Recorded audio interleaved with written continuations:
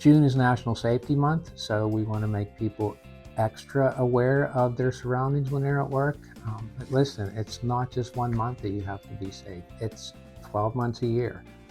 You want to go home in the same condition that you went to work in the morning, and your family wants you to do the same. Here, just for instance, when you're taken in as an apprentice, the first thing you do is get your safety training, asbestos removal, OSHA 10, ICRA, that's for infectious disease control at the hospital. So all that stuff it's the first thing you get when you start with any of the locals, and that's something that you should, any information, any kind of training that has to do with, your work, of course you take, but safety, the safer you are, the safer everyone around you is. And we want to see you get home to your families each and every night. In the trainings that you receive as an apprentice and the journeyman, the first thing with us is respiratory training. It's not just a matter of putting a respirator on your face and going to work. You need to know how to properly fit it. You need to know how to properly clean it and see if your respirator's sealed. And to keep them fibers, fiberglass, silica, asbestos, all those materials and dust particles that we're exposed to during just our work life.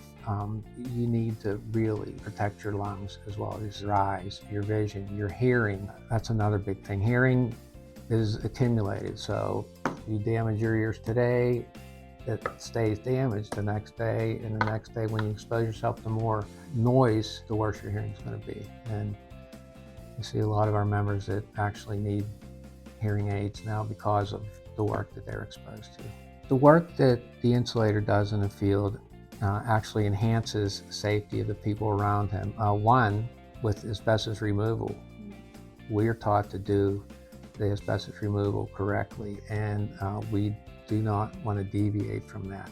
So you always have to remember that when you're in a power plant or a school or a hospital or any of those places where people are walking by that don't really know what's going on, you're obligated to be safe, not just for yourself and for your coworkers, but for the people that might get exposed that don't even realize that you're removing asbestos in the next room.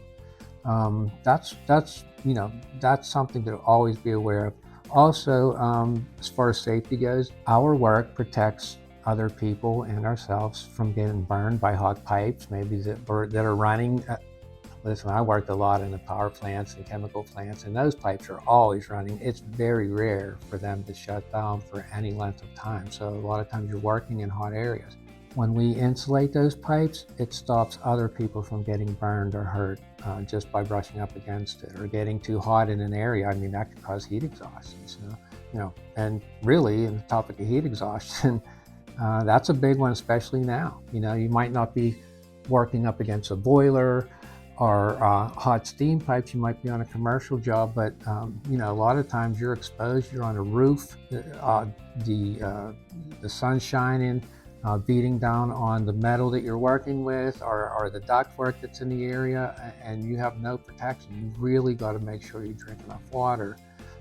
And if you need to go get in the shade or cool down. Don't work to the point where it's too late, where you get heat exhaustion or even worse, heat stroke.